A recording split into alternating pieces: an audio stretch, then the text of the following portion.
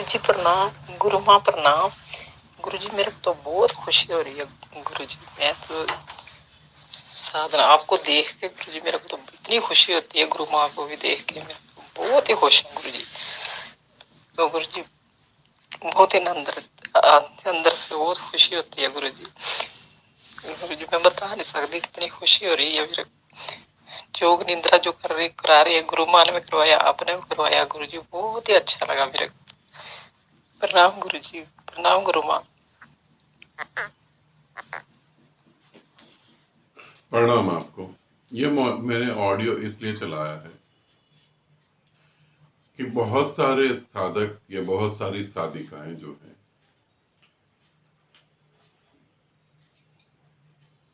उन्हें थोड़ी सी गलतफहमी हो जाती है। उस गलतफहमी को मैं दूर करना चाहता हूं ताकि आपके जीवन का समय बच पाए और आप जो है गति कर पाए, परमात्मा के साथ एक हो पाए। पहला कि गुरुदेव आपको देख के हमें बहुत अच्छा लगता है। ये सिर्फ शब्द नहीं है, इंटरनली अच्छा लगता है। आपकी वीडियो देख के हमारे आंखों में आंसू आ जाते हैं। आप जब सामने होते हैं तो दिमाग में इतने सारे क्वेश्चन होते हैं, जब आप सामने होते हैं तो कोई क्वेश्चन ही नहीं होता है। हम विधि सिर्फ इसीलिए कर रहे हैं कि आपसे जुड़े रहें। आप महत्वपूर्ण हैं।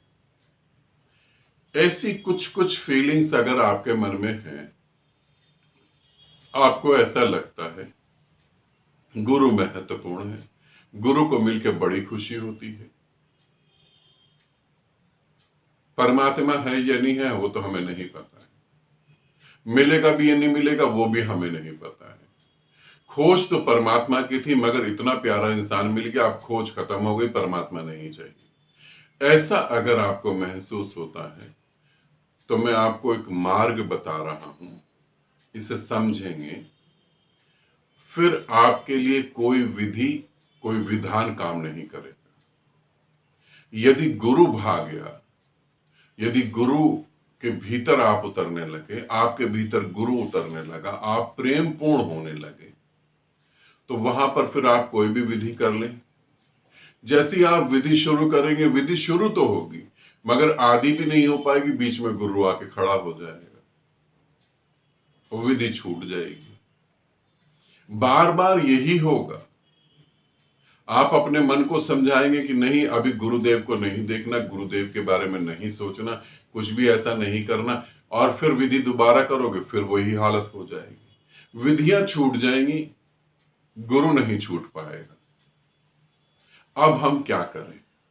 ऐसे सभी साधक और साधिकाओं को मैं एक मार्ग बता रहा हूं, उस मार्ग पे चलें और उस निराकार से एक हो जाए। पहला, मैं एक फीमेल हूं, मैं एक मेल हूं। मेल और फीमेल के भाव से अपने को विदा करें। पहले समझें, कोई मेल नहीं, कोई फीमेल नहीं, सब ऊर्जा है। तो मैं एक स्त्री हूं, एक साधिका हूं। पहले तो मैं स्त्री हूं, इससे विदाई ले लेती हूं। मैं एक पुरुष हूं, इससे विदा ले लेता हूं। अब पहला कदम, अपने शरीर की पहचान से विदा ले लेना।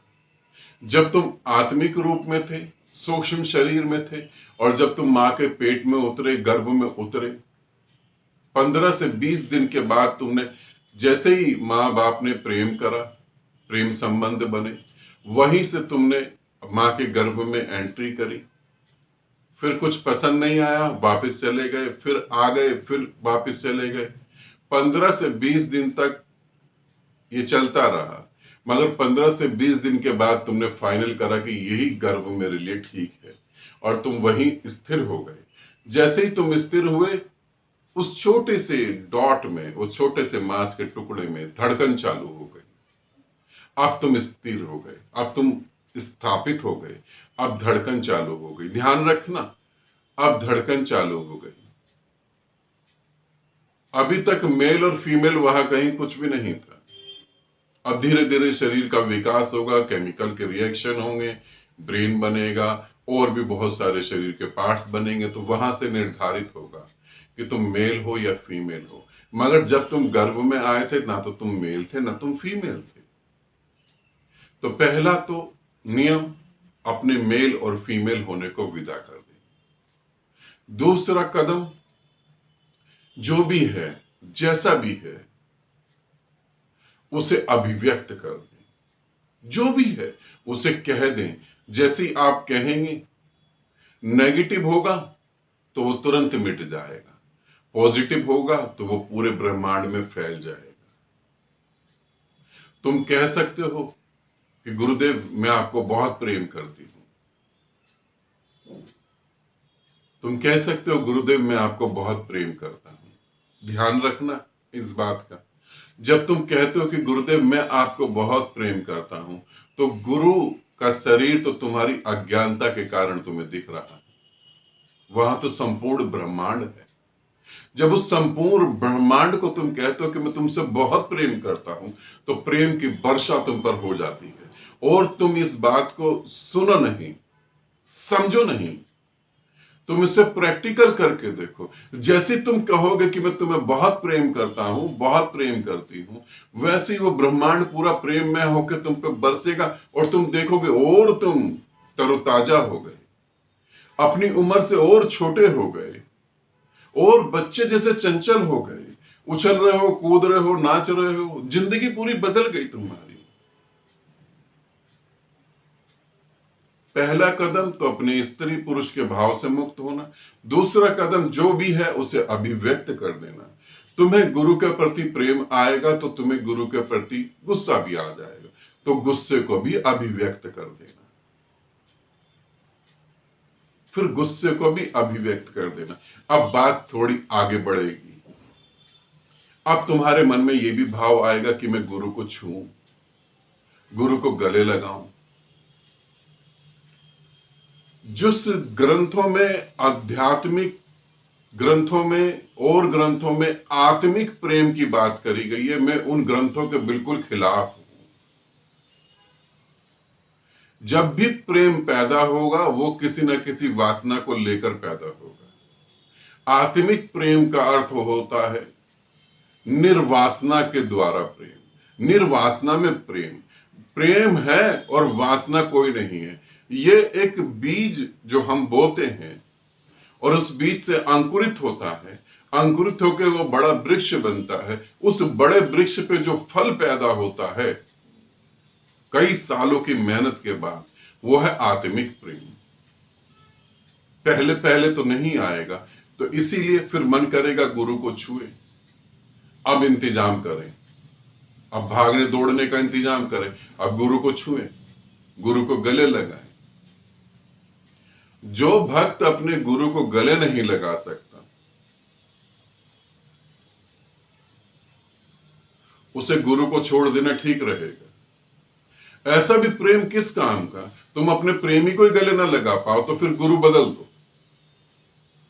क्योंकि यहां तो गुरु के नाम पे जितने भी डकैत हैं उन्होंने बड़ा जटिल करा हुआ मामला, एक अट्रैक्शन बनाने के लिए। जितना तुम्हें लात मार के दूर करा जाएगा उतना तुम्हारे अंदर अट्रैक्शन पैदा होगा और तुम पूरी जिंदगी इसी अट्रैक्शन में मर जाओगे, आगे नहीं बढ़ पाओगे। तो फिर तुम्हारे मन में भाव आएगा गुरु को गले लगाएं, गुरु को छुएं। ठीक है, ये होगा ही होगा जब तुम प्रेम में उतरोगे। तो फिर इसे स्वीकार करो। अब इंतजाम करा जाए। अब गुरु के साथ तुम बैठो, गुरु को गले लगाओ, गुरु के साथ बैठो, मगर मौन होकर गुरु को गले लगाओ। जैसे तुम मौन होगे तो तुम गुरु को गले लगाओगे। ध्यान रखना, अब भी तुम अज्ञानता में हो, तुम संपूर्ण ब्रह्मांड को गले लगाओगे। और जैसे संपूर्ण ब्रह्मांड तुम में उतरेगा, पहली बार इस पृथ्वी पर रहते हुए तुम किसी और दुनिया में चले जाओगे।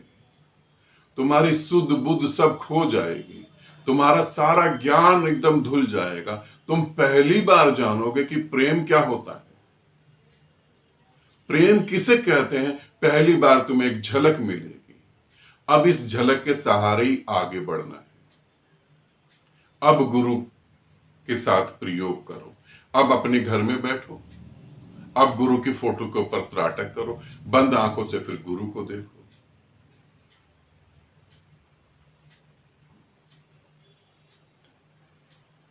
इतना तुम कर लो तो आगे की जो बातें हैं, आगे के जो प्रयोग हैं, वो खुद ब खुद चालू हो जाएंगे। मगर ये प्रयोग जो मैं तुम्हें बता रहा हूं, जब गुरु जीवित हो, शरीर के साथ हो, पृथ्वी पर सांस ले रहा हो, तभी हो सकता है। अगर गुरु का शरीर विदा हो गया हो तो तुम कितना प्रयास कर लो, उसकी फोटो को गले लगा लो। फोटो को गले लगाना और गुरु ने जो शरीर धारण करा उसे गले लगाना, दोनों में बहुत बड़ा फर्क होता है। तुम इसे समझ सकते हो। तो इस तरीके से तुम उतरो, इस तरीके से तुम विधि करो। ये विधि तुम्हें परमात्मा के साथ एक करेगी। परमात्मा मतलब निराकार। इस तरीके से तुम उतर जाओ।